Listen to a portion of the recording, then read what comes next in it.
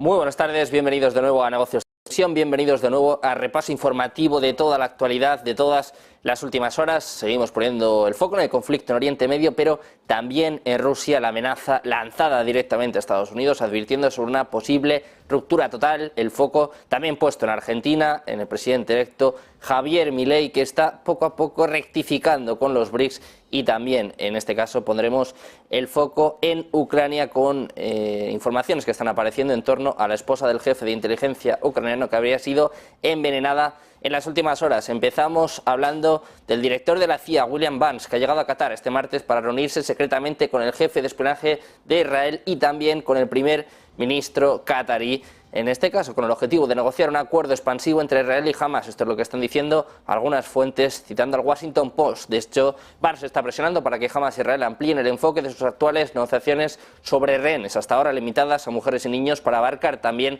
la liberación de hombres y personal militar. También está buscando una pausa más larga de varios días en los combates, teniendo en cuenta la exigencia israelí de que Hamas libere al menos a 10 personas por cada día de interrupción de la guerra. El foco puesto en Estados Unidos, que está lanzando advertencias. Israel está pidiendo que tenga mayor cuidado para proteger a los civiles y limitar los daños a la infraestructura si lanza una ofensiva en el sur de Gaza para evitar nuevos desplazamientos que abrumarían los esfuerzos humanitarios, según apuntan altos funcionarios estadounidenses, mientras Israel comienza a mirar hacia el sur de Gaza para continuar luchando contra los militantes de Hamas después de una pausa en los combates para liberar a los rehenes. Funcionarios estadounidenses dicen que han estado hablando con Israel sobre tener más cuidado en el sur, donde ahora hay cerca de 2 millones de personas. Dicen que no se puede replicar en el sur el tipo de desplazamiento en escala que tuvo lugar en el norte, que sería más que perturbador, que estaría más allá de la capacidad de cualquier red de apoyo humanitario, y por eso dicen los funcionarios estadounidenses que esto no puede suceder.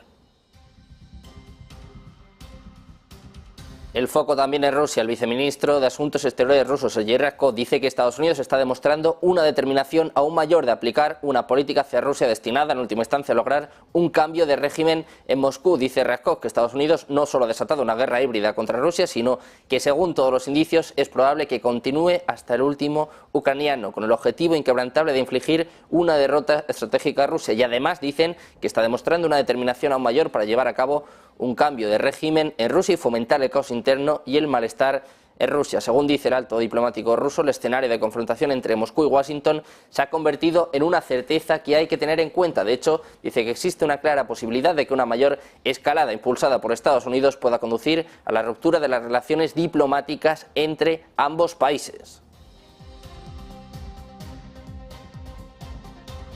Con el foco puesto en el conflicto en Ucrania, hablamos ahora de Mariana Budanova, la esposa del jefe de la inteligencia militar ucraniana, el poderoso Kirilo Budanov, que habría sido hospitalizada después de sufrir un envenenamiento por ingesta de metales pesados, según está informando el sitio de noticias ucraniano Babel. Las sustancias detectadas en el cuerpo de Budanova no se utilizan de ninguna manera en las actividades diarias ni en asuntos militares, según asegura este medio. Según las fuentes, las autoridades ucranianas están investigando este incidente como un intento de asesinato. De hecho, el periódico Ukrainska Pravda también informa sobre el ataque y añade que Budanova fue probablemente envenenada con la comida. El periódico además revela que también se ha confirmado el envenenamiento de varios empleados. El propio Budanov contó en una entrevista con Radio Liberty en el pasado que su esposa vive con él en la oficina y que la pareja está junta las 24 horas del día por razones de seguridad.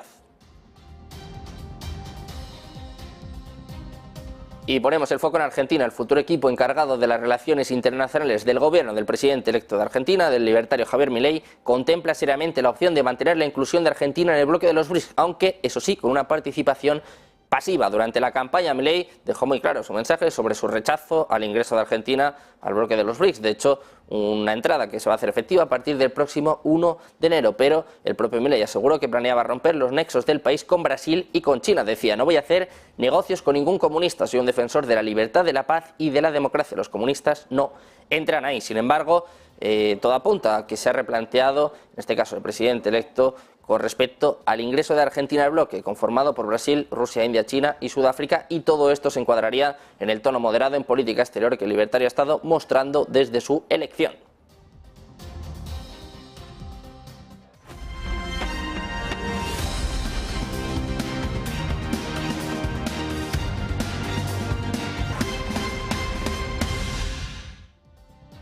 Bienvenidos de nuevo a repaso informativo de toda la actualidad de todas las últimas horas, poniendo el foco un día más en el conflicto que tiene lugar en Oriente Medio y también en la extensión de la pausa. Israel y Hamás han anunciado la extensión de la tregua que debía acabar este lunes durante al menos 2 días más. Ambas partes van a suspender los combates durante esas 48 horas, según ha informado el Ministerio de Asuntos Exteriores de Qatar. Se extiende de esta forma el alto el fuego humanitario temporal durante 2 días más en las mismas condiciones que el anterior, un acuerdo que la propia Casa Blanca ha confirmado. Este lunes, la oficina del primer ministro israelí, Benjamin Netanyahu, daba la bienvenida en un comunicado a los 11 ciudadanos secuestrados que regresaban a Israel. Mientras tanto, un portavoz de Qatar dijo que los 11 rehenes estaban siendo liberados de Gaza a cambio de la liberación de 33 palestinos por parte de Israel. Se espera que el alto el fuego extendido mantenga la proporción diaria de rehenes y prisioneros liberados por ambas partes, que ha estado apuntando a un rehén de Gaza a cambio de 3 palestinos retenidos en prisiones israelíes. Hasta ahora Israel ha permitido que entre más ayuda a Gaza y se disponía a liberar a unos 150 palestinos de la cárcel. Hamás ha liberado hasta ahora más de 50 rehenes, incluidos extranjeros. El foco puesto en esta extensión de la tregua con el director de la CIA, William Burns, que ha llegado hoy a Qatar para reunirse secretamente con el jefe de espionaje de Israel y el primer ministro de Qatar, con el objetivo de negociar un acuerdo expansivo entre Israel y Hamás, según está apuntando el medio Washington Post. Burns está ahora presionando para que Hamás e Israel amplíen el enfoque de sus actuales negociaciones sobre rehenes, hasta ahora limitadas a mujeres y niños, para abarcar también la liberación de hombres y de personal militar. También está buscando una pausa más larga de varios días en los combates, teniendo en cuenta la exigencia israelí de que Hamás libere al menos a 10 personas por cada día de interrupción de la guerra, según están apuntando algunas fuentes. Precisamente el director del Mossad, David Barnea, ha llegado hoy a Doha para reunirse con el director de la CIA, con William Burns, y también con funcionarios cataríes para seguir avanzando en las negociaciones actuales y futuras para la liberación de los rehenes retenidos en Gaza. Los funcionarios israelíes anticipan que la fase de liberaciones del martes, que involucra principalmente a mujeres y una niña, se va a desarrollar sin problemas, a menos que haya algún acontecimiento inesperado. Se están realizando esfuerzos para mejorar la lista de rehenes, aunque los funcionarios enfatizan que no hay problemas particulares con el esquema actual. Seguimos hablando de Israel, en este caso una posible violación del alto el fuego. Un proyectil israelí habría impactado este martes por la mañana cerca de la ciudad de Aita al-Saab, en el sur del Líbano, según apunta la agencia de noticias estatal libanesa, precisamente unas horas después de que se extendiera la tregua entre Israel y Hamás, según apunta la agencia Reuters. Esta tregua no incluía formalmente al Líbano, pero las semanas de bombardeos transfronterizos entre Israel y el grupo armado libanés de Hezbollah habían cesado cuando la tregua entró en vigor por primera vez el viernes pasado. En este sentido, las CFDI y las fuerzas de defensa israelíes han negado las informaciones de los medios libaneses de que este proyectil israelí, que impactó supuestamente cerca de la ciudad de Aita al-Saab, en el sur del Líbano, haya sido lanzado. El incidente se produce horas después de que se amplíe la tregua entre Israel y Hamás, una tregua que, como os decíamos, no incluía formalmente al Líbano.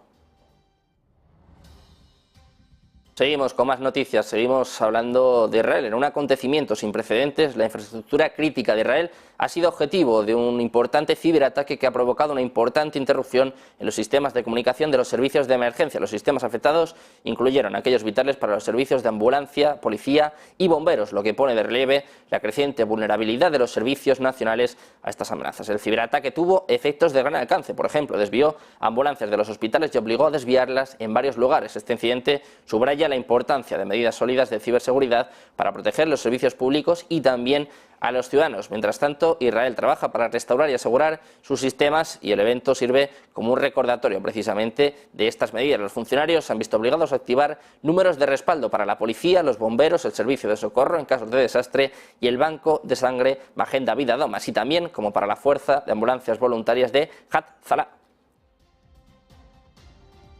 Ponemos el foco ahora en Estados Unidos, que está pidiendo a Israel que tenga mayor cuidado para proteger a los civiles y limitar los daños a la infraestructura si lanza una ofensiva en el sur de Gaza, con el fin de evitar nuevos desplazamientos que abrumarían los esfuerzos humanitarios, según dicen altos funcionarios estadounidenses. La ofensiva israelí en el norte de Gaza ha resultado devastadora. Miles de palestinos han muerto y un gran número de supervivientes han quedado sin hogar y obligados a huir hacia el sur debido a una incesante campaña de bombardeos y a la falta de bienes esenciales como alimentos, energía y agua, mientras Israel comienza a mirar hacia el sur de Gaza para continuar luchando contra los militantes de Hamás. Después de una pausa en los combates para liberar a los rehenes, funcionarios estadounidenses dicen que han estado hablando con los israelíes sobre tener más cuidado en el sur, donde ahora hay cerca de 2 millones de personas. De hecho, altos funcionarios estadounidenses dicen que han reforzado esto en un lenguaje muy claro con el gobierno de Israel, que es muy importante que la conducción de la campaña israelí cuando se desplace hacia el sur debe realizarse de una manera que, en la medida de lo posible, no esté diseñada para producir un mayor desplazamiento significativo de personas. Dicen que no se puede replicar en el sur el tipo de desplazamiento en escala que tuvo lugar en el norte, que será más que perturbador, estará más allá de la capacidad de cualquier red de apoyo humanitario y por eso agregan que esto no puede volver a suceder. Hablamos también de España. Del ministro de Asuntos Exteriores, José Manuel Álvarez, ha asegurado este martes que da por zanjada la crisis diplomática con Israel y que además ha quedado claro que España tiene una posición muy clara que no va a cambiar sobre el conflicto en Oriente Próximo. Dice Álvarez que España tiene una línea muy clara que no va a cambiar y que España no va a tolerar nuevas declaraciones sobre su supuesto apoyo a una organización terrorista lanzada por las autoridades israelíes. El propio Álvarez ha explicado que ayer habló con el embajador israelí en España, ante quien subrayó que las palabras completamente falsas del presidente israelí hacia el presidente del gobierno son inaceptables para nosotros y que no pueden volver a reproducirse. Además, le ha recordado la que es la posición de España desde el primer minuto: rechazo absoluto al ataque de una organización terrorista como es Hamás y la solidaridad con las víctimas, precisamente dos de ellas españolas, con la exigencia de que se libere de manera inmediata e incondicional a los rehenes. Pendientes también de Irán, que avisa de un complot de Israel para promover el belicismo en la región con ataques paralelos contra Siria y Gaza. De hecho, le responsabiliza de posibles consecuencias. Dicen que paralelamente a cometer crímenes de guerra y contra la humanidad en la franja de Gaza, Israel estaría buscando causar tensión y promover el belicismo en la región de Asia Occidental, aumentando sus ataques contra la integridad territorial de Siria y apuntando a la infraestructura civil, incluidos los aeropuertos. Esto es lo que ha indicado el portavoz del Ministerio de Asuntos Exteriores iraní, Nasser Kanani, en sus redes sociales. De hecho, el portavoz iraní ha responsabilizado a Israel de la expansión de cualquier crisis en la región. El foco puesto en Irán, que ha finalizado los acuerdos para la entrega de aviones de combate y helicópteros Sukhoi Su-35 de fabricación rusa, según ha dicho este martes el viceministro de Defensa de Irán a la agencia de noticias iraní Tasnim. Mientras tanto, Teherán y Moscú forjan relaciones bilaterales más estrechas. La Fuerza Aérea de Irán tiene solo unas pocas docenas de aviones de ataque, incluidos aviones rusos y viejos modelos estadounidenses adquiridos antes de la Revolución Islámica de 1979, pero apuntan en las últimas horas a que se han ultimado los planes para que los aviones de combate Sukhoi Su-35, los helicópteros de ataque Mi-28 y los aviones de entrenamiento Yak-130 se unan a las unidades de combate del ejército de Irán. Esto es lo que ha dicho el viceministro de Defensa de Irán, Mehdi Faraji, que además apuntan a que no hay ninguna confirmación por parte de Rusia, pero que en 2018 Irán dijo que había comenzado la producción del caza Kausar de diseño local para su uso en su fuerza aérea. De hecho, los expertos militares creen que el avión es una copia al carbón del F-5 producido por primera vez en Estados Unidos en la década de los 60. Seguimos con el foco puesto en Irán y precisamente en su presidente, Ibrahim Raisi, que ha pospuesto su viaje previsto a Turquía, según informa la agencia Tasnim. La visita del presidente iraní a Turquía ha sido pospuesta, según informa el medio semioficial de Irán, sin dar más detalles sobre este motivo, pero dicen que el viaje estaba previsto para el miércoles, pero se ha pospuesto a otra fecha. El presidente Tayyip Erdogan dijo a principios de este mes que Raisi visitaría Turquía a finales de noviembre para mantener conversaciones sobre Gaza. Volvemos a hablar de Estados Unidos. Los funcionarios estadounidenses dicen que una controvertida autoridad de vigilancia ha sido clave para ayudarles a detener la venta de ciertas piezas de armas Irán en los últimos años. La CIA y otras agencias de inteligencia han utilizado información recopilada mediante el monitoreo de las comunicaciones electrónicas de fabricantes de armas extranjeros para detener varios envíos de piezas de armas avanzadas a Irán por tierra, aire y mar, según dicen funcionarios de inteligencia estadounidenses. De hecho, la campaña se produjo mientras la administración presionaba para impedir que Irán desarrollara su programa de misiles balísticos, un programa que a los funcionarios estadounidenses les sigue preocupando, sobre todo por el hecho de que Teherán esté utilizándolo para ayudar a Rusia en el campo de batalla en Ucrania. Los funcionarios también se han centrado en limitar la intervención de Irán en conflictos que afectan la seguridad nacional de Estados Unidos de manera más amplia, incluida la guerra entre Israel y Hamás. Seguimos pendientes de más últimas horas, de más actualidad, más noticias, una breve pausa y volvemos con toda la información aquí en Negocios Televisión.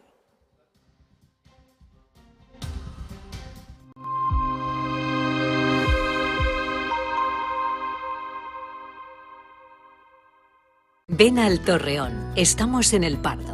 un espacio único en plena naturaleza.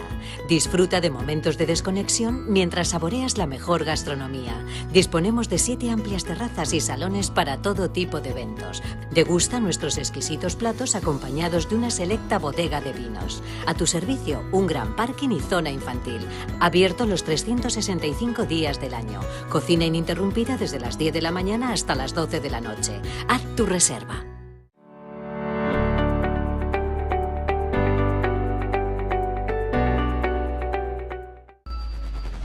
Localizarnos ahora es más fácil. La economía a tu alcance.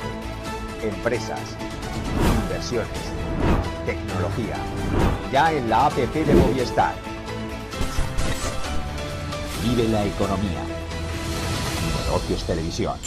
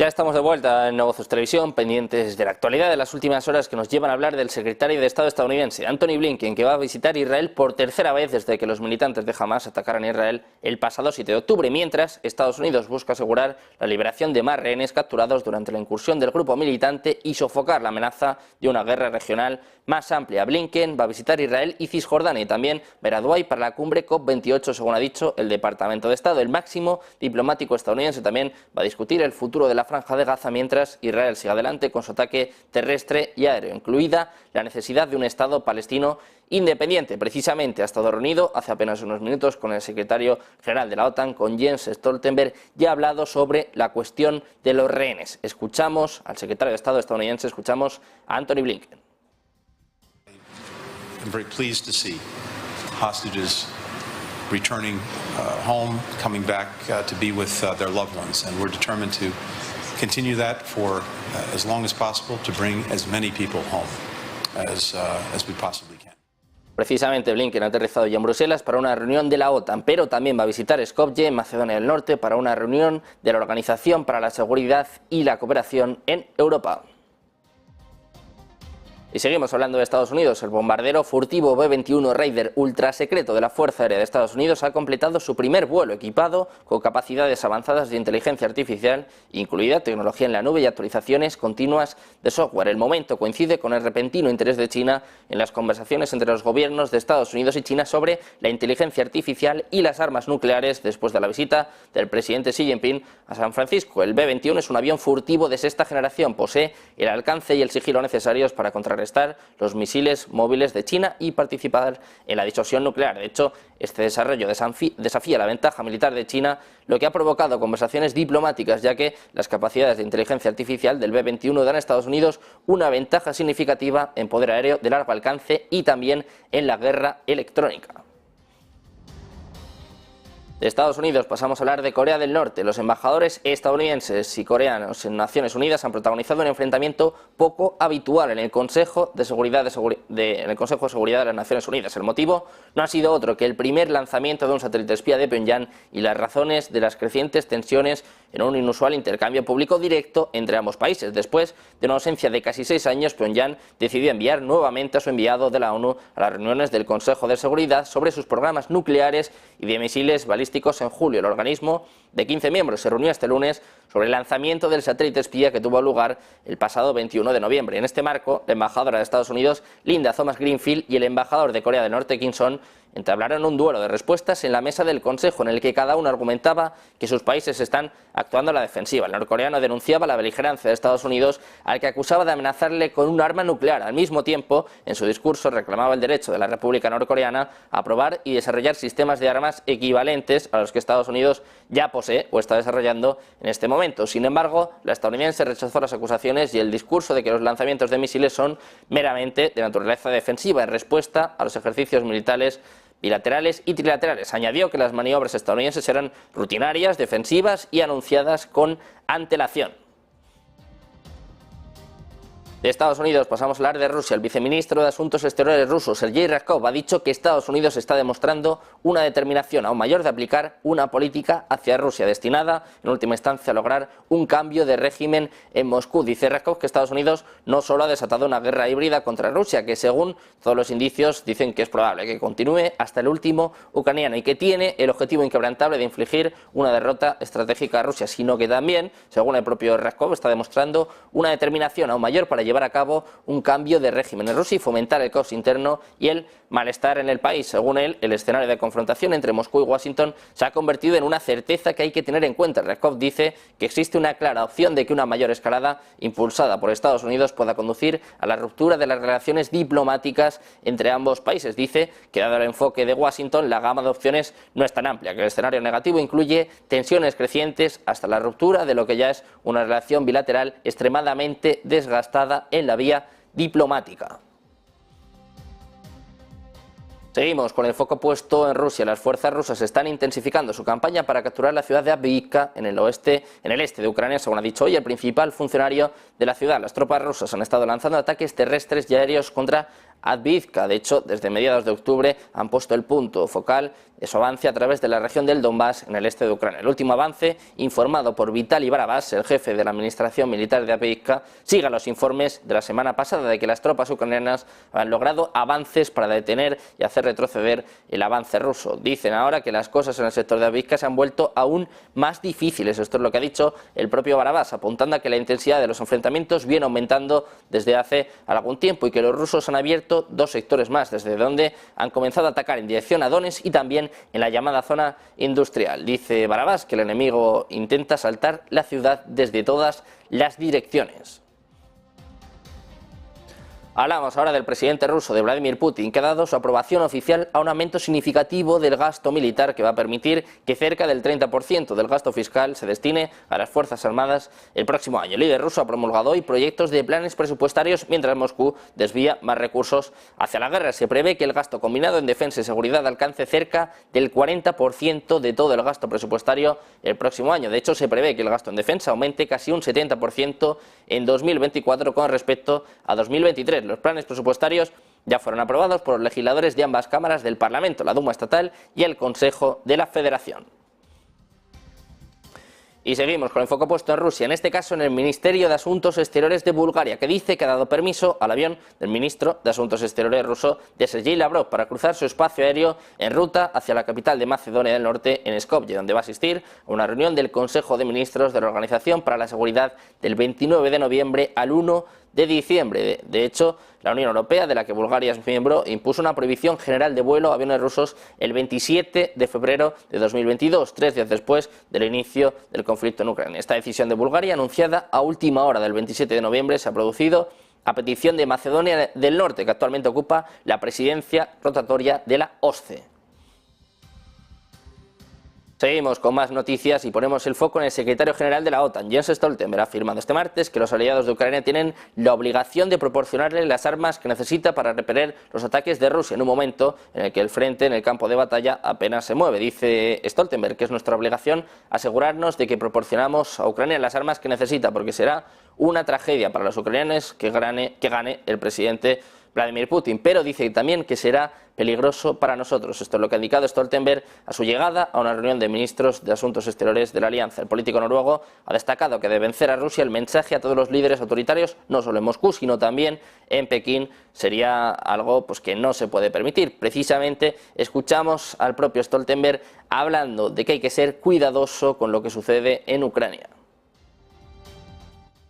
I'm very careful predicting about the developments along the front line because the wars are by nature unpredictable. What we have seen is that the courage, the determination, the skill of the Ukrainian armed forces have impressed the whole world, because we need to remember where we started. When this war, when the full-fledged invasion happened last year, we feared, and many experts believed, that Ukraine would collapse within weeks and that Kyiv would be under Russian control within days. That did not happen. The Ukrainians have been able to push back the Russian forces in the north, in the east and in the south, and they have liberated around half of the territory that Russia occupied at the beginning of...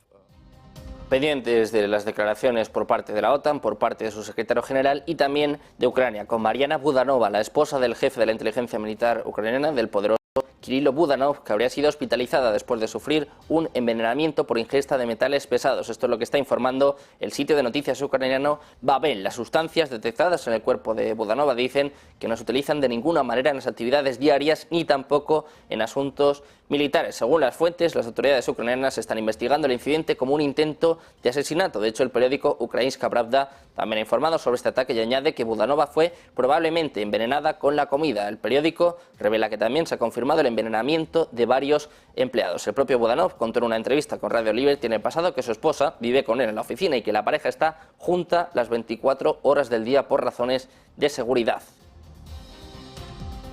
Ponemos el foco también en China. Según un informe, China está intentando aprovechar su poder de negociación sobre el proyecto del emblemático gasoducto Power of Siberia 2 del presidente ruso Vladimir Putin. El proyecto tiene como objetivo exportar 50.000 millones de metros cúbicos de gas natural ruso por año desde la península de Yamal, en el noroeste de Siberia, de Rusia a China a través de Mongolia. Se espera que el actual oleoducto Power of Siberia proporcione 38.000 millones de metros cúbicos al año para 2025. China y Rusia todavía están negociando los precios, entre otras cuestiones relacionadas con el suministro de gas a través del gasoducto. Moscú no ha dado más detalles sobre cuánto costaría el proyecto ni tampoco sobre cómo se financiaría, pero la construcción del gasoducto probablemente se ralentice a medida que Beijing exija descuentos en el gas e intente aprovechar su postura negociadora en el proyecto para que Rusia asuma el coste total. Esto fue según informa South China Morning Post del 24 de noviembre, citando a fuentes rusas con conocimiento de este tema. Seguimos con más noticias, ponemos el foco ahora en Argentina. El futuro equipo encargado de las relaciones internacionales del gobierno del presidente de Argentina, de Javier Milei, contempla seriamente la opción de mantener la inclusión de Argentina en el bloque de los BRICS, aunque con una participación pasiva, según recoge el medio argentino TN, citando a fuentes cercanas al partido La Libertad Avanza. Durante la campaña, Milei dejó muy clara su postura sobre su rechazo al ingreso de Argentina a la alianza de los BRICS, que será efectiva a partir del próximo 1 de enero. Aseguraba que planeaba romper los nexos del país con Brasil y con China, diciendo que no va a hacer negocios con ningún comunista, que es un defensor de la libertad, de la paz y de la democracia, y que los comunistas no entran ahí. Sin embargo, este replanteamiento del presidente electo con respecto al ingreso de Argentina al bloque, conformado por Brasil, Rusia, India, China y Sudáfrica, se encuadra en el tono moderado de la política exterior que el libertario ha estado mostrando desde su elección. No en vano, esta misma semana, la posible futura canciller de Milei, Diana Mondino, mantuvo una reunión con el embajador de China en Argentina, Wang Wei, en la que se comprometieron a trabajar de forma conjunta.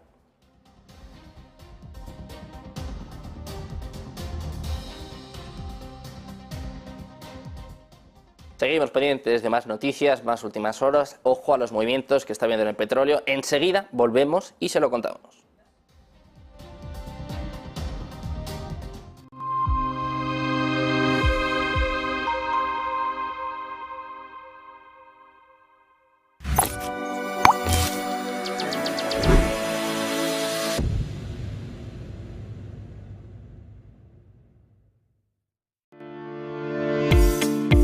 Dicen que el tiempo lo cura todo, pero los inversores en bonos que se han visto perjudicados por la compra de Credit Suisse pueden necesitar más que unos meses antes de estar dispuestos a lanzarse a por los bonos de capital adicional Tier 1, los AT1, que el VS espera todavía colocar en el mercado. Es fácil entender por qué los inversores en deuda subordinada pueden mostrar cautela, porque recibieron un duro golpe cuando el banco suizo aceptó hacerse cargo de su rival en quiebra en marzo. Títulos con un valor nominal de 17.000 millones de dólares que desaparecieron de un día para otro. Y lo que es peor, fueron borrados a pesar de que los accionistas consiguieron retener algo de valor, en un extraordinario vuelco de la jerarquía tradicional del capital. Los bonos AT1, los convertibles contingentes, los cocos, se crearon a raíz de la crisis financiera de 2008. Era una forma en la que los bancos que colapsaran absorbieran las pérdidas, lo que hacía menos probable un rescate financiado por el contribuyente. Apuesta arriesgada, porque si un prestamista se mete en problemas, esta clase de bonos se pueden convertir rápidamente en capital o amortizarse por completo.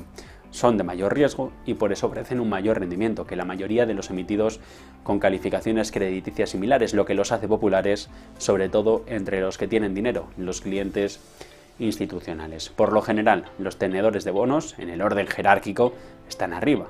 Cuando un banco colapsa, los accionistas son los primeros que pierden, pero debido al cambio de las normas, por el caso Credit Suisse, ya nada está sobre seguro.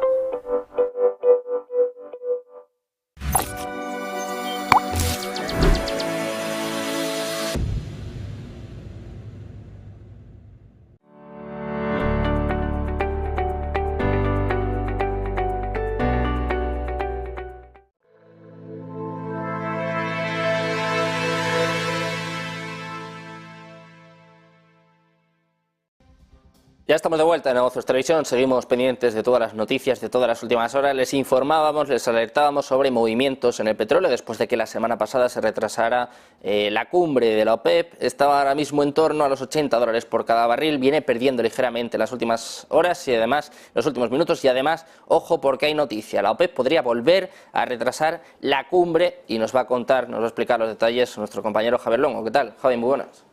Sí, ¿qué tal, Sergio? Muy buenas indecisiones, lo que estamos viendo por parte de los inversores en virtud de que se confirmen estas informaciones con respecto a posiciones en crudo. Tenemos al Brent a esta hora de la tarde cediendo por debajo de los $80 el barril, la cota que consiguió revalidar justo durante la tarde de ayer. Lo tenemos negociándose con una leve caída ya que se acrecienta hasta el 0,12% después de que, como se esté filtrando ya que la OPEP va a volver a retrasar la reunión que tenía programada de manera virtual con los socios y los países exportadores y productores de petróleo para finales de esta semana, concretamente para este jueves 30, después de ya un primer aplazamiento, en este caso por desavenencias de los países en relación a las cuotas de producción, principalmente por las cuotas de producción para 2024 de los países africanos de Angola, Nigeria o el Congo, que estaban condicionadas a las revisiones por parte del mercado. En este caso parece que de momento las discusiones están siendo complicadas en el seno de la OPEP y por ello se podría volver a retrasar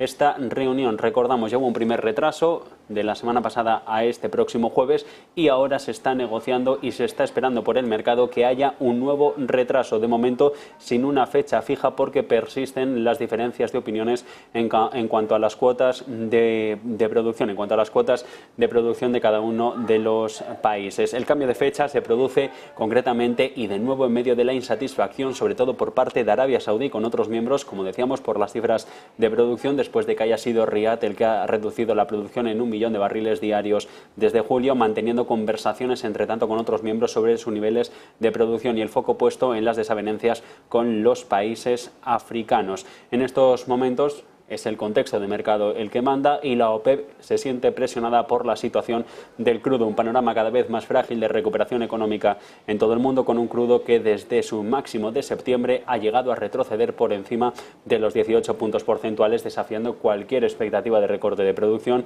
o incluso provocando un rápido endurecimiento en los mercados. Perspectivas que para el próximo año, lo decía la Agencia Internacional de la Energía en el último de los informes, lo decía también la OPEP, parecen aún más débiles, con la posibilidad de un nuevo superávit en el próximo primer semestre.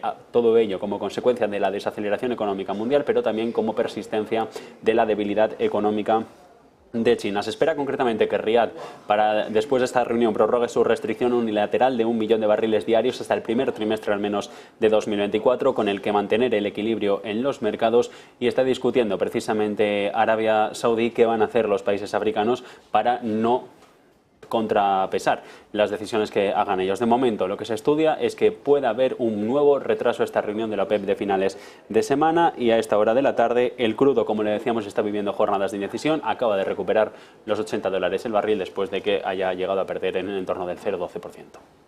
Bueno, pues pendiente de los movimientos en el petróleo, precisamente cuando hay delegados de la OPEP que están diciendo que no están más cerca de una resolución sobre la producción de África. Incertidumbre en el petróleo, gracias Javi por esta última hora, y también incertidumbre en torno a la alianza económica de los BRICS. Aparentemente ha priorizado sus esfuerzos de desdolarización, lo que está llevando a Emiratos Árabes Unidos a aparentemente también priorizar la moneda local sobre el dólar estadounidense en nuevos acuerdos petroleros. De hecho, se dice que el país está a la caza de nuevos acuerdos petroleros, coincidiendo con una mayor desdolarización en todo el bloque. Los Emiratos Árabes Unidos fueron uno de los 6 países incluidos en el primer esfuerzo de expansión de los BRICS. En concreto, la nación se unió a Arabia Saudí, Egipto, Etiopía, Irán y Argentina. Ahora están surgiendo informaciones que señalan los intentos del país de encontrar nuevos socios comerciales de petróleo y, en última instancia, esta evolución podría tener enormes implicaciones también para el dólar. Específicamente, Financial Times está informando de que un país miembro de los BRICS, los Emiratos Árabes Unidos, está buscando nuevos acuerdos petroleros que podrían tener enormes implicaciones para el dólar estadounidense. De hecho, el informe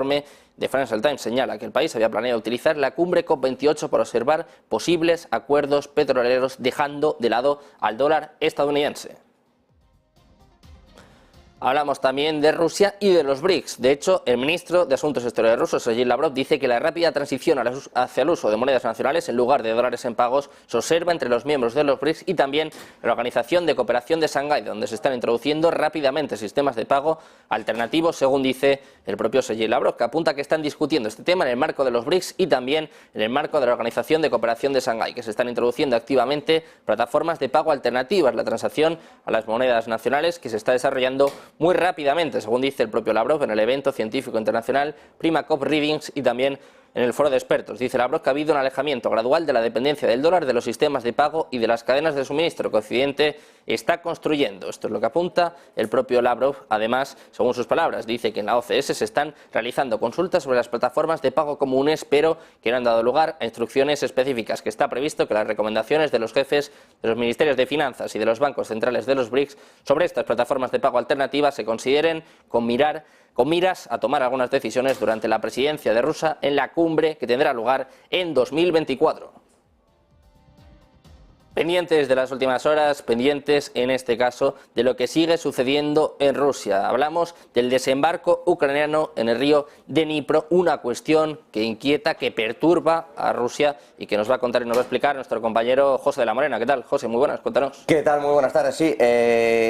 Están colocando lo que se llama cabezas de puente en un lugar que en teoría está protegido por parques y dunas, mientras que Rusia está avanzando hacia Avdiivka, como bien has contado, y eso está preocupando y mucho. Hay una trinchera, dice, con varios árboles desde la que están apostados los rusos, y que al otro lado lo que piensa Rusia es que en realidad Ucrania está consiguiendo sortear todos los obstáculos que se habían interpuesto en el Dnipro, y está preocupada porque el grueso de las fuerzas de los ucranianos que están precisamente desplegadas en esa zona puedan saltar hacia el otro lado. Sobre todo, dicen, esta inquietud se produce, según distintas fuentes de la zona y según están apuntando distintos medios allí, esta inquietud se produce por el desvío precisamente de tropas que ha realizado en el día de hoy Rusia para intentar atacar esa parte de Avdiivka y de algunos territorios cercanos a Bakhmut. Ojo, porque ese combate en el Dnipro a lo largo del día de hoy puede ser también clave para ver hasta qué punto la frontera, que ya hemos dicho varias veces es fluida hacia un lado y hacia el otro, puede terminar de moverse antes de que se pueda producir algún tipo de acuerdo o negociaciones, que aunque de momento todo el mundo lo niega, lo cierto es que el propio Jens Stoltenberg, el secretario general de la OTAN, ya ha dejado esa puerta, entre comillas, abierta, diciendo: prefiero no hablar nada de esto porque sería reconocerlo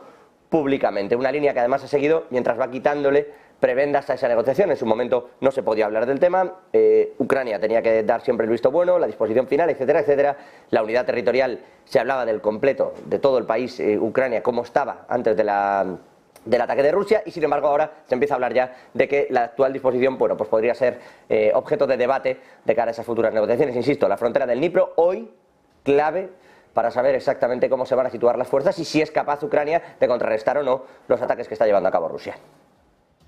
Bueno, pues pendientes, cuando menos, de todo lo que sucede a nivel geopolítico, pendientes del conflicto en Ucrania. Luego seguimos contigo, José, luego nos cuentas todos los detalles. Y pendientes también de lo que ocurre en Argentina. El presidente electo argentino, Javier Milei, se encuentra en Estados Unidos, en una gira que contempla hacer parada en Nueva York y en Washington, en la búsqueda de apoyos para la economía argentina. Milei, que va a asumir el cargo el próximo 10 de diciembre, tiene previsto reuniones con funcionarios del Fondo Monetario Internacional y de la administración Biden, así también como con el expresidente Bill Clinton. En la agenda también está previsto un encuentro con el asesor de seguridad nacional personal del presidente Biden, de Jake Sullivan, y también con funcionarios del Tesoro estadounidense. Está acompañado por el director de campaña Nicolás Posé y el asesor económico Luis Caputo, y también va a hablar con el personal del FMI mientras Argentina necesita restablecer su acuerdo de préstamo de 43.000 millones de dólares que se ha desviado bajo el gobierno actual. El objetivo de estas reuniones es explicar el plan económico de la administración entrante, que incluye ajuste fiscal, reformas y desregulación. Altos funcionarios del Tesoro de Estados Unidos tienen previsto reunirse este martes con el equipo de política económica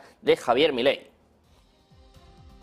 Precisamente, andamos en esta cuestión, hablamos del Fondo Monetario Internacional, que está muy interesado en apoyar a Argentina, y el país podría ser candidato para recibir financiación a través de su Fondo de Resiliencia y Sostenibilidad. Esto es lo que ha dicho este lunes la directora del fondo, Kristalina Georgieva. Se espera que Georgieva se reúna personalmente con el presidente electo de Argentina, con Javier Milei, durante su visita a Washington este martes. Esto se produce después de una primera reunión virtual que tuvo lugar este viernes entre Milei y el Fondo Monetario Internacional. Una reunión que la propia Georgieva ha descrito como un compromiso muy constructivo y una discusión muy seria. Eso sí, dice Georgieva, veremos cómo va este compromiso, pero es un primer paso muy prometedor. Dice además Georgieva que la manera más importante en que Argentina puede ayudarse a sí misma es abordando los desequilibrios macroeconómicos que se han acumulado. Pero, claro está, dice Georgieva, estamos muy interesados en apoyar a Argentina a abordar el profundo problema de la inflación, crear un entorno para un crecimiento liderado por el sector privado y, sobre todo, que pueda estimular, aumentar el empleo y la economía en general.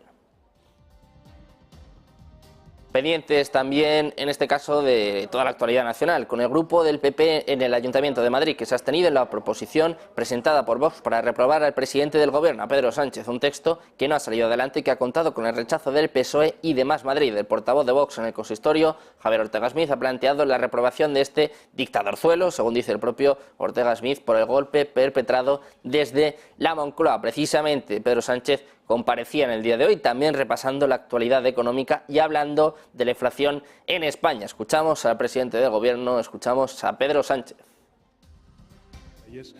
Bueno, tenemos una inflación que aún sigue siendo alta en algunos de sus aspectos, pero es 3 puntos inferior a la de la Unión Europea. Antes la presidenta hacía una referencia que me parece necesaria, ¿no?, de cómo podemos seguir haciendo más competitiva nuestra economía, por ejemplo, con unos precios de la energía muchos más baratos, sobre todo si nos comparamos con Estados Unidos, con esa ley de reducción de la inflación que está implementando la administración Biden. Pero también quiero defender el que la intervención que se ha hecho en España, gracias precisamente al aval de Europa con la solución ibérica, ha hecho que los precios de la energía en nuestro país sean extraordinariamente competitivos si los vemos en comparación con otras economías europeas. Por tanto, hemos tenido, yo creo que una política energética coherente, primero con el criterio de sostenibilidad medioambiental, pero también de competitividad. Pendientes de toda la actualidad nacional, internacional, pendientes también de todo lo que está sucediendo en los mercados. Vamos a ir con una breve pausa y enseguida volvemos con el mejor análisis aquí en Negocios Televisión.